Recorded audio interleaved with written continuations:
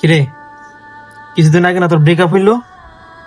হ্যাঁ, যাই হোক, ছাইরা তো গেছে, ছাইরা তো গেছে। দোষটা কার ছিল বল, দোষটা কার ছিল?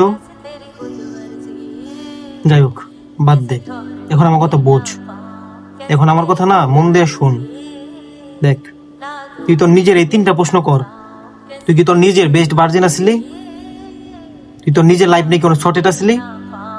অথবা তুই তোর নিজের খরচ অথবা তোর ফ্যামিলির দায়িত্ব নিজে চালাইতে পারছস?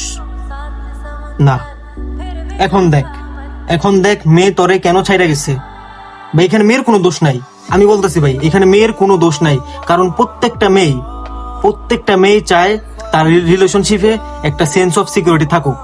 প্রত্যেকটা মেয়ে তার রিলেশনশিপে একটা সেন্স অফ সিকিউরিটি চায়। কোনো মেয়ে চায় না, পৃথিবীর কোনো মেয়ে চায় না যেটা লুজারের সাথে সে থাকুক। কোনো মেয়ে একটা লুজারের সাথে থাকতে চায় না। তো ভাই, এখন রুমে যা, দরজা লক কর, আয়নার সামনে দাঁড়াইয়া নিজের চেহারাটা আয়নায় দেখ। শুধু দেখতে পারবি তোর ভিতরের পোটেনশন জায়গা উঠতেছে। সো ভাই, পোটেনশন ওয়েস্ট করিস না, ডেডিকেটেড কর তোর গোলসের দিকে এন্ড ফোকাস দে তোর কাজের দিকে। মন দিয়ে কাজ কর, পরিশ্রম কর। আর ভাই, একটা জিনিস মাথায় রাখবি, তোর লাইফের সাথে যাতে এরকম ভুল আর কখনো না হয়।